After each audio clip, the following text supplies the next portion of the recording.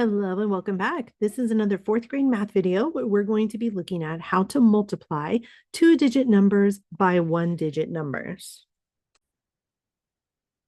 Okay, here's our first problem. We're going to multiply 43 times 2. Now, most people cannot do this in their head. Oh, some can, but most can't. So I'm going to show you two different ways that you can do this, and then you can decide which of the ways you like best. The first way I'm going to show you is called what we kind of call the standard algorithm. What that means, that's kind of the way that most people are taught to do this. What you do is you take the number that has the most digits. In this case, that would be the 43 because that has two digits and the other one has one. And you put that number on top, and then you put the one-digit number under it like this. And you kind of line it up like so. Okay, then your first step is to multiply the two numbers that are in the ones place.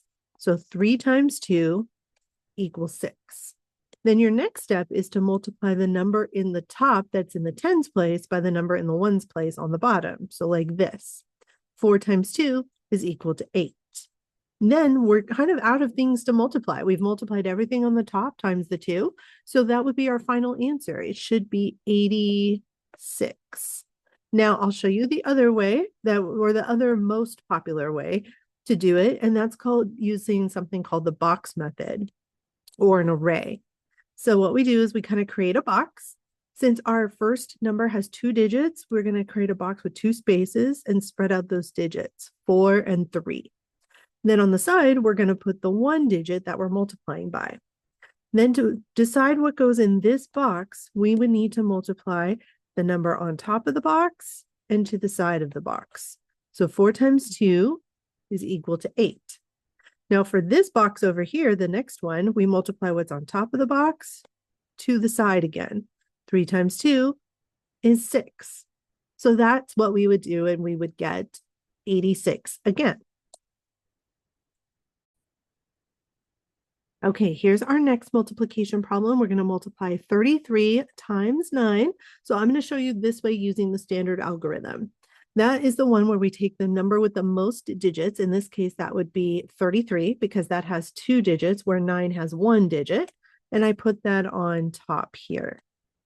Then I put the 9 under it, put a line and my multiplication sign. So the first thing I'm going to multiply is 3 times 9. That equals 27. So here's where it gets a little tricky. When you end up multiplying and you get a two-digit answer, the number in the ones place goes down and the number in the tens place goes up to the next place value. So in this case, I have to split up the 27. I have to put the 7 here because that goes down. And then I put the 2 from the 27 on top of the next place value. Okay, so now I'm going to go ahead to my next step, which is to multiply this number, this 3 in the tens place, times the 9 on the ones place in the bottom. 3 times 9 again is 27. But since we have a 2 on top, that means we have to add that to what we get when we multiply. So I need to add 2 to 27, and I end up with 29. Oops, nope. So, oh wait, no, that's right. I forgot. I wasn't multiplying. I'm adding. Okay. Yes, so that would be 29. Okay, so now again, we have a two-digit answer. So this one goes down and this digit goes up. That means the 9 goes here and the 2 goes on top of the next place value. Now there is no number in the next place value, so this number is going to fall down and land right there with nothing to hold it up for us. So the answer here would be 297.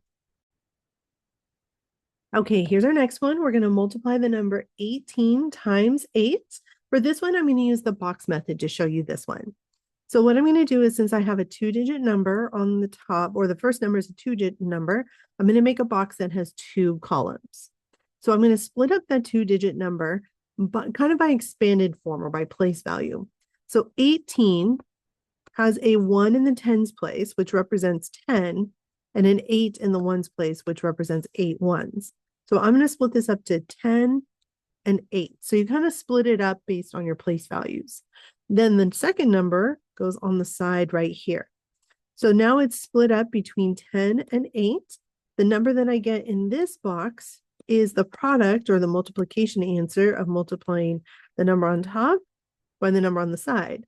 So 10 times 8 is 80. So I'm going to go ahead and put that down here. Now for this box, I have to multiply the number on top times the number out to the side. 8 times 8 is 64. So I'm going to go ahead and put that here. Now my last step for this is going to be adding them together. So I need to take 80 and I need to add 64. These are what we call our partial products. 0 plus 4 is 4. 8 times 6, or sorry, not times. See, it's hard to go switch back and forth between multiplying and adding. 8 plus 6 is 14. So our answer here should be 144. And again, you can decide whichever method works for you. It just depends which method you feel more comfortable with.